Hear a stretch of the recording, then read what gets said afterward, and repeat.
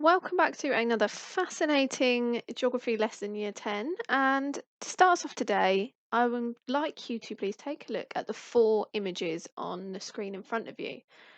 I'm not going to tell you what they're images of or anything like that, but what I'd like you to do is pause the video for about a minute, have a think. What do all of these images show, number one? And number two, what do they have in common? What could today's lesson or today's theme be all about? So pause the video, have a think, and when you think you've got an idea, press play and see if you're right. Okay, so hopefully you have identified that all of the images you could see there are threats to the rainforests or ways in which rainforests are being damaged. And that's exactly what we're talking about today. We're going to think about how rainforests as ecosystems are being threatened by humans and to start to explain how biodiversity is being affected by humans.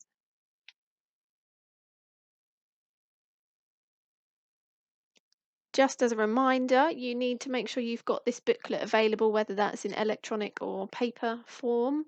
If you haven't got a paper copy of it, that's fine. You can just copy out the sections that you need today. We're just going to be looking at a graph and we're going to be answering one of the questions that's in there.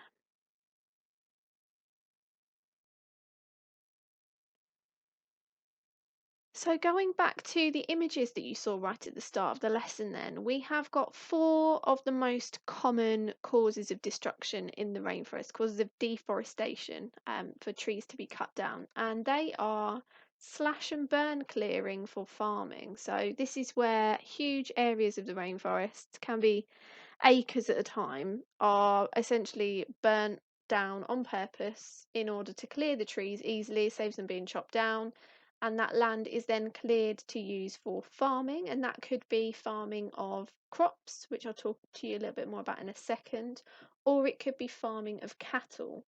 Across the world, the amount of red meat that we eat, so things like beef and lamb, has increased massively over the last 20 or 30 years.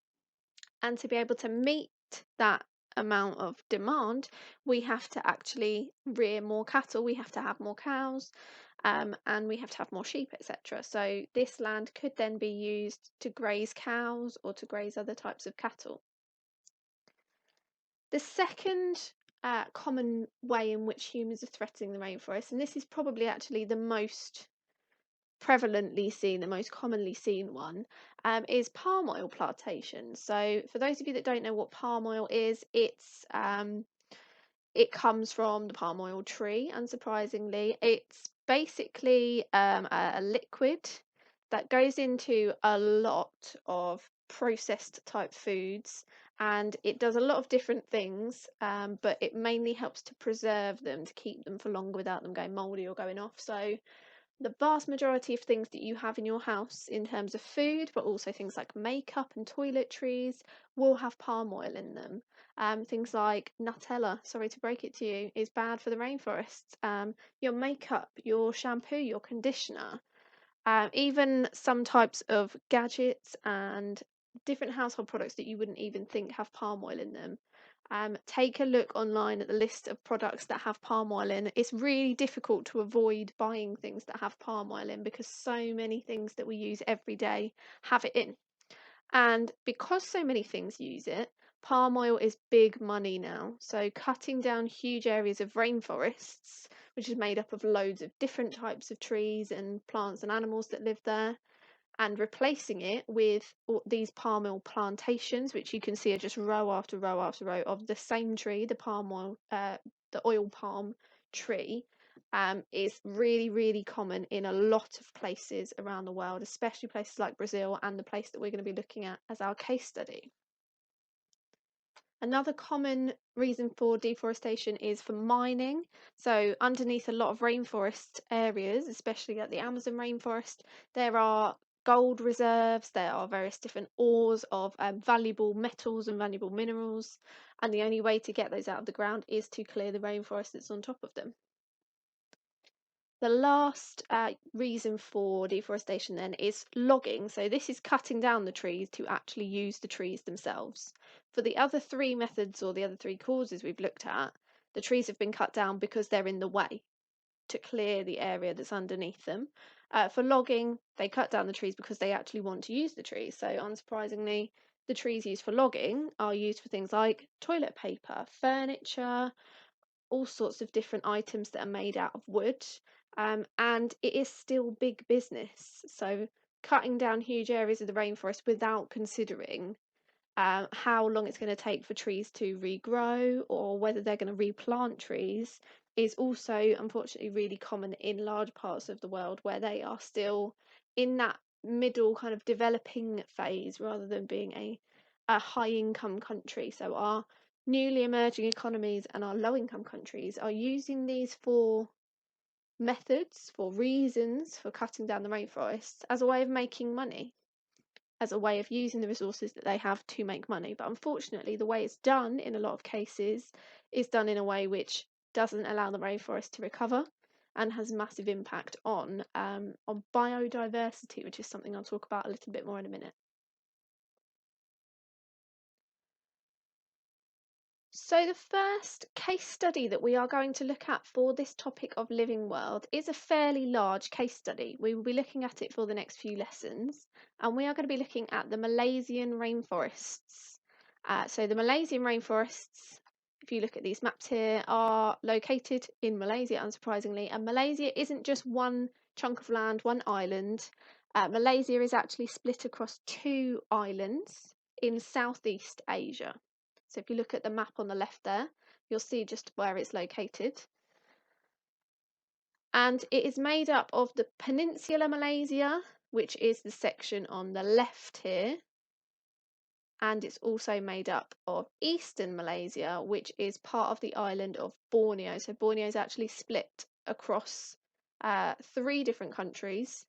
So it's split across Brunei, Malaysia, and it's also split across another country. The name escapes me right now.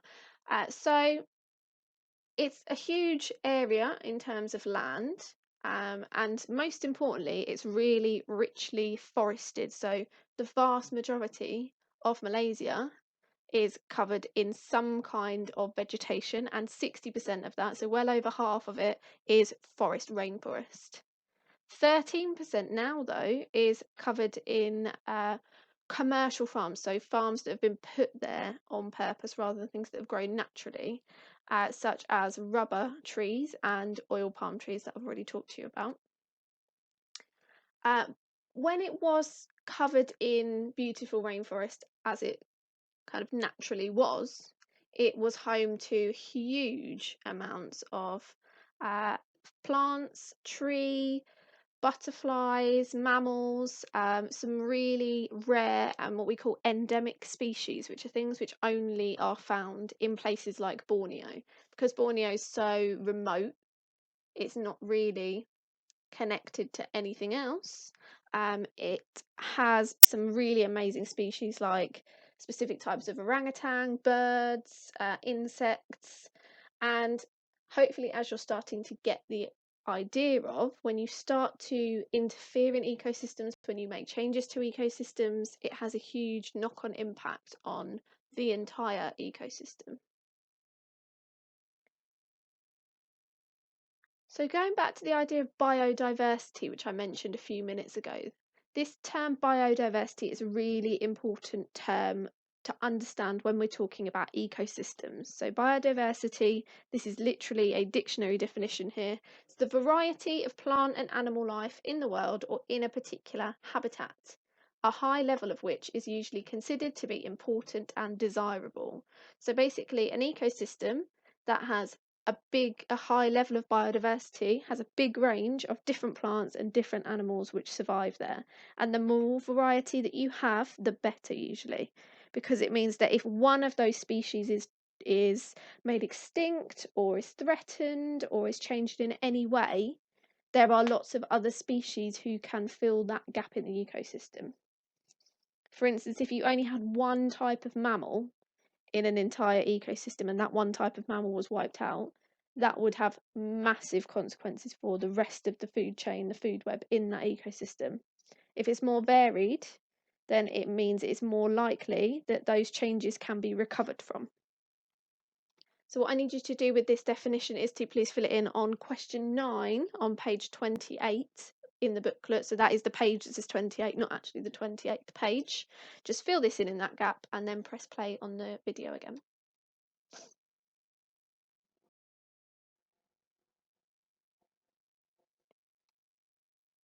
Okay, so one of the things that you should be used to looking at in geography by now are graphs. We see a lot of sources, a lot of figures in your exam papers, and one of the most common alongside photographs is a graph. So we've got a nice graph here showing rates of deforestation, so in kilometres squared per year, how much deforestation has happened in 3 different areas of the world. So that's the Amazon, which is shown in those green bars, the Congo Basin in Africa, which is the blue bars, and Southeast Asia, the area where we would find Malaysia, in the orange bars. What I'd like you to do with this graph, please, is to describe the patterns of deforestation between 1950 and 2009, and that would be a question worth 3 marks in an exam paper. To help you, I have included some little reminders about what to include. So for those of you in my class, we use the acronym T. It's my favourite drink and also a very handy way of remembering how to answer this type of question. So T is for trend. What is the overall pattern? So is the rate of deforestation increasing or is it decreasing? In most cases, it's quite rapidly increasing. Using some examples, this is really important because if you don't quote data in a question like this, if you don't quote the numbers from the graph, you will really struggle to get any more than 1 or maybe 2 marks. So you could say, for instance, between 1995 and 2009, the increase in Southeast Asia was whatever amount it was. So just measure that from the graph. Finally, you need to look at some anomalies, so things that don't necessarily fit the pattern. So if you take a look at the Amazon, those green bars from 2005 onwards, you'll notice that actually the amount of deforestation has decreased in this area, which it hasn't in the other 2 areas. So I'd like you to pause this video, take about 5 to 6 minutes to write this description out, and this needs to go in question 10 of your booklet. Or if you don't have the booklet, please just write it on paper. I would like you to submit this to me at the end of the lesson though, please.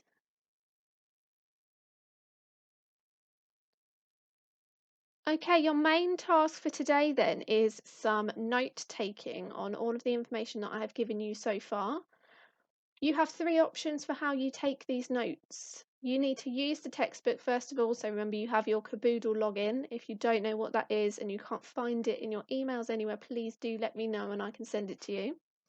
So your options for presenting the information about deforestation, the causes of deforestation in Malaysia are option 1, as you can see on the left, which is an A4 page of notes typed or written, which are clearly split into each of the 6 different causes of deforestation. Your second option is to present this information as a mind map or a spider diagram, whatever you would like to call it. Again, all of the same information split into the 6 different causes. And your third option is that there is a table, a ready-made table on Show My Homework, which is saved as a Word document for you to type into or a PDF for you to print or copy out onto paper and write by hand. You need to include detail and explanation about why this particular cause of deforestation is happening. So, for instance, why are rainforests being used for farming? The information is all on page 61, but I also really urge you to go back to the start of the video where I was explaining the different causes of deforestation, because you need to have some nice detail in here, and some pictures or diagrams would be really recommended. This is a piece of work I would also like you to submit to me at the end of the lesson, please. There is also a stretch task at the bottom. So once you've completed this, I would expect any of you looking for grades 6, 7 or above to be thinking about which of these causes of deforestation do you think is the worst or is the most damaging or potentially the widest reaching and why. So that's just going to be your opinion. And as long as you can explain it, there is no right or wrong answer to that. But just write that either on your notes or your spider diagram or at the bottom of the table. Anyone who is looking for grade 6 or above, I would expect to see that on your work, please.